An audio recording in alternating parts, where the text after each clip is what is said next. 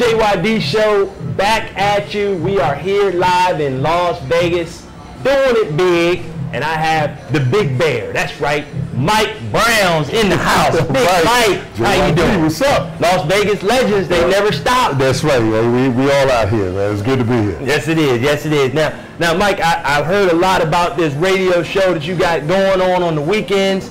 Tell us a little bit about it. Okay, it's the Brown Bear Sports Extravaganza. So now we're doing it on Yahoo Sports. It's 6:70 a.m. So we do it every Saturday and Sunday from noon to 2 p.m. So it's a great thing. We talk all kind of sports.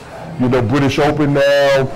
Just finishing up with the Women's World Cup. Now hold on, you talking about a little golf? Oh, we do golf. Now I've seen your golf game. Oh no, my golf game is hard. The last time we played golf together was up at Dragon Ridge, and I recall you blowing the top off of one of those balls. Yeah, you know, I'm just straight power, no finesse. They don't call you the bear for nothing. That's right. Split a golf ball in half. It was unbelievable. We might have to roll some footage on that later, but before we go into that, man, let's talk a little bit about your wonderful NBA career. Give me your top highlight of your career playing in the NBA. Well, I'll tell you, you know, just the fact it's kind of twofold. The fact that the Bulls drafted me, so they allowed my dream to come true. Right. So that was a great thing. And then the majority of my career, 5 years, I was in Utah, playing on the Jazz and beginning to make a name for myself. And that's when the Brown Bear came up and was able to open up a restaurant and had a clothing line, all that Brown Bear. So it's two-part. The team that gave me an opportunity to live my dream, and then the team where I was actually able to grow and spend the majority of my career. So both of those places are really kind of highlights. And you had a great career in both cities, Chicago and Utah. But after the game, when you retired, you know, you really reached back into the community and started your own foundation helping kids, you know, in disadvantaged situations in the child juvenile system. Talk a little bit about that. Well, yeah, that's called the Embracing Project. It's actually a brainchild of my wife, Esther. And we really work with the youth that are at risk, high risk. You know, our kids are that 14 to 17-year-old range where most people want to give up on them because they say, hey, they're too far gone. So we teach them a classroom session and teach them the similarities between gang activity and genocide. So we work with former children's soldiers in Liberia, and we have an orphanage over there. We take kids from Vegas over to Liberia, and they really try to help heal each other. So experience for the youth that came from Vegas, everyone that has gone or been back in the juvenile system. So that rate 100%, but the biggest hurdle is getting the funding right to get them over there because it is an expensive trip. It's an expensive trip, but life-changing trip too. Yes. Because once you take someone, especially a young environment, and expose them to the world, expose them to different cultures, that always makes a huge impact on their lives. And I can tell that's probably what's happening and what's going on because they're not getting back into trouble. Yeah, exactly. And it's, you know, it's a wake-up call for them. And it's an emotional wake-up call because they get there and it hits each of them at a different time that they really look at all the things they've been taking for granted here. Sure. Going to school. So now they want to cut school. And you see the kids over there, all they want to do is go to school. Or you complain you don't have them, and they're playing basketball without sneakers. Right. You know, barefooted.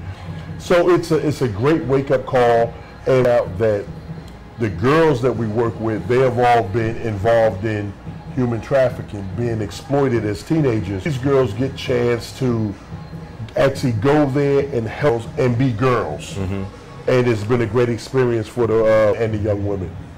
Well, you know, that's awesome that you're doing that. Keep up the good work. Is there anybody that, any way that people can get in contact you? Let me know what that is so we can make sure we share that with our viewers. Oh, for sure. It's, you know, it's the embracingproject.org, but I'll be able to get you more information. Look on the website, see what we're doing, see how you can help, and I definitely appreciate you know, you looking out for that. Absolutely. Now, before we let you go, though, we got to break this down because word on the street is there's this mean convertible caddy, but I'm not going to talk about it. I'm going to let you talk about it because I don't know if that's going to be your favorite ride that you choose, but we always got to step into Celebrity Garage and talk about what's your favorite ride that you pretty much that's the one. That's the one when you want to do your thing. This is it. This is the car. Well, you know, I had a lot of them that I've kind of worked with people on restoring, keeping them or flipping them to sell. But the '55 Cadillac convertible, that's it. That's the one. You know, I enjoy it. It's huge. I mean, you and I can fit in the back seat. That's it. That's how much room it has. Them old schools, man. Yeah, that's it. They don't know nothing about it. They don't know nothing about it. You know? Talk about the interior. Oh, it's a burgundy car, kind of burgundy plum paint job. Have a cream and burgundy. Like a candy apple red, like that burgundy candy apple. Yeah. Oh, yeah. It has. You know what? I like to keep them original. Right. So it wasn't something that I went, souped up the motor or lowered it or anything like that. It's an original car, put a Continental kit on the back, so it's even longer. Okay. It's almost 23 inches, 23 feet long. Can't get it in the garage. No, can't get in the garage, you know, got in a storage unit. It's a cruiser. And I just enjoy the fact that, hey, that's old school. The Cadillac is luxury. Okay. And, you know, in 1955, it's amazing all the amenities that it had in '55. 6-way power seats, power steering. In 1955? In 1955, wow. Had power windows.